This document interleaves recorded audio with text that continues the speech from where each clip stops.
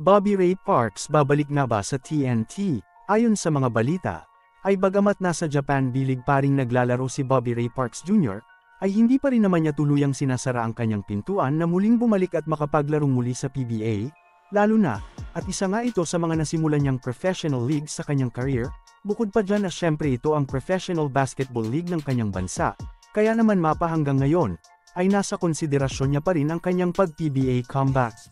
Na kung saan oras nga na iyan ay kanya nang ituloy, ay TNT Tropang Giga pa rin naman ang may hawak sa kanyang rights na kung saan, ay may mga balita, na maaaring i-retain muna siya ng katropa, at depende sa kanyang maging attitude at maging performance, ay malaki ang chance na panatilihin siya ng katropa sa kanilang team, at hindi na muna gamitin bilang kanilang trade asset.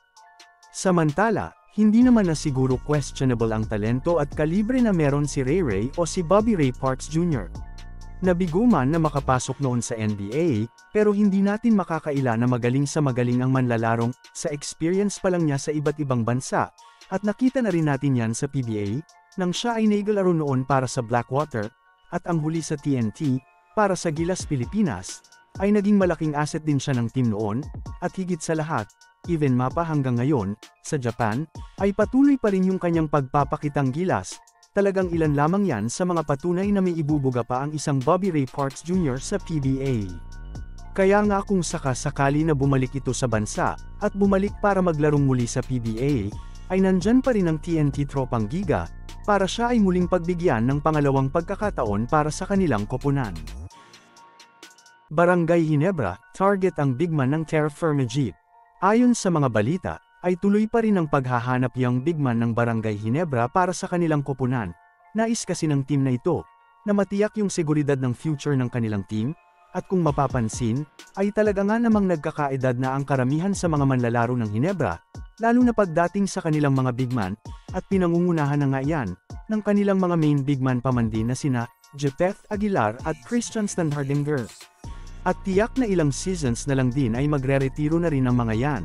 Kaya naman maganda nga namang plano at hakbang, na hanggat maaga, at hanggat maari, ay makakuha ng ang Barangay Ginebra ng mga mas batang manlalaro lalo na pagdating sa kanilang mga bigman, to secure the future of their team, na kung saan, ang isang ang bigman na nasa konsiderasyon ngayon ng Ginebra, ay si Kemart Carino.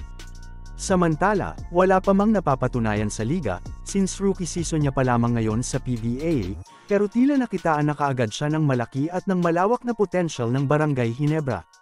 Lalo na at very solid, high IQ player, mahaba ang wingspan, versatile, at talagang matangkad ang manlalarong ito, 6'9" ang kanyang height, at bihira sa PBA ang may ganyang height, at best, ay mataas pa ang IQ ng manlalarong ito, making him a better offensive and defensive player, kaya naman bagong pa lamang sa PBA. Pero kanya na kaagad na ipapakita yung kanyang talento at mga kayang gawin para sa kanyang team, ano pa kaya pag naging veterano na ito?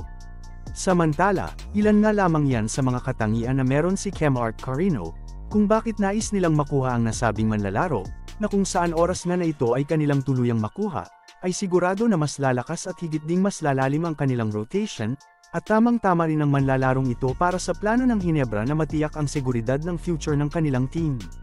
Sa pamamagitan ng paghugot ng mga mas bata pero higit ding talented players for their team. At dyan na nagtatapos ang ating mga usapang basketball para sa araw na ito.